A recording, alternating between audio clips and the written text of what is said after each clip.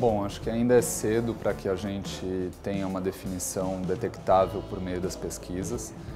Partindo do cenário base de que o ex-presidente Lula é candidato e vai até o final, nós devemos tê-lo no segundo turno. Isso talvez seja o de mais concreto que se possa dizer nesse momento.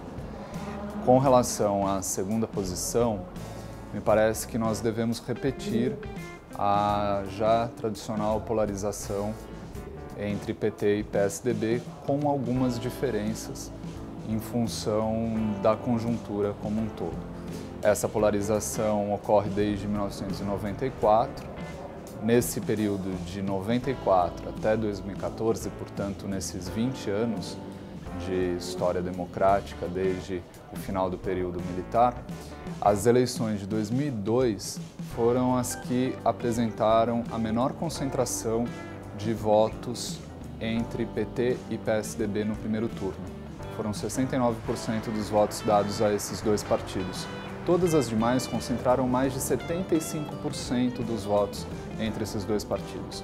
Todo o desgaste da crise econômica e política dos últimos anos certamente vai impactar esse resultado. Nós deveremos ter, portanto, uma concentração menor dos votos entre essas duas legendas, mas ainda assim a maior parte deles deve ficar concentrada entre essas duas legendas. Esse é o cenário base com o qual nós estamos trabalhando.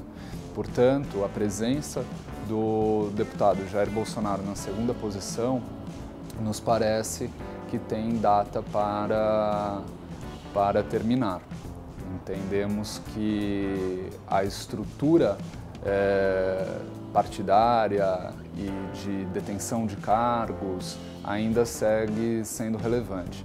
Tanto esse histórico de polarização quanto essa estrutura de infraestrutura político-partidária mesmo não desaparecem de uma hora para outra, não desaparecem tão rapidamente e certamente seguirão sendo determinantes nas eleições de 2002, ainda mais tendo em conta, nas eleições do ano que vem, ainda mais tendo em conta que em 2018 nós teremos um cenário macroeconômico parecido ou com alguma semelhança com o cenário de 2002. Uma crise econômica grande, com alto nível de desemprego, endividamento público, que naquele momento significou o encerramento de um ciclo com uma predominância de uma agenda mais à esquerda.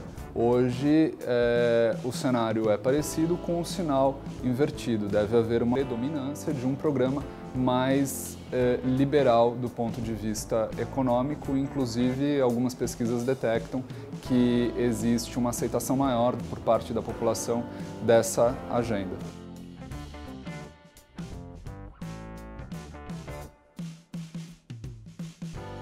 Entendo que falta tempo para que uma pessoa que venha de fora do sistema político partidário se consolide como alternativa viável.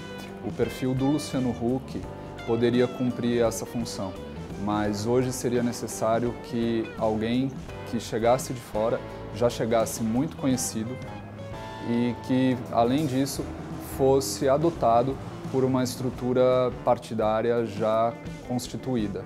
E não visualizamos ninguém com esse perfil atualmente.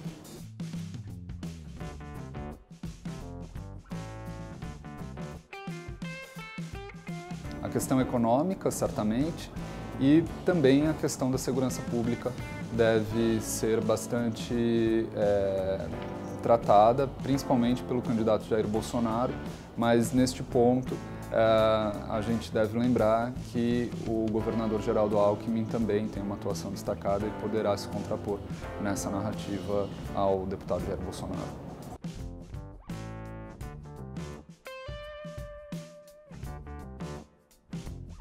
As redes sociais devem ter um impacto bastante significativo. Certamente será a experiência de eleição com maior influência das redes sociais, mas não vejo como determinante para o resultado. Entendo que aquilo que ocorreu nos Estados Unidos não deve se repetir aqui, porque o candidato mais à direita, numa posição mais extrema, como era o caso do atual presidente Donald Trump e, no nosso caso, do deputado Jair Bolsonaro, utilizou-se nos Estados Unidos de uma estrutura cara para promoção de conteúdo na internet, por meio do uso de ferramentas como robôs e análises sofisticadas de dados dos eleitores. A candidatura do deputado Jair Bolsonaro não disporá de recursos suficientes para fazer isso.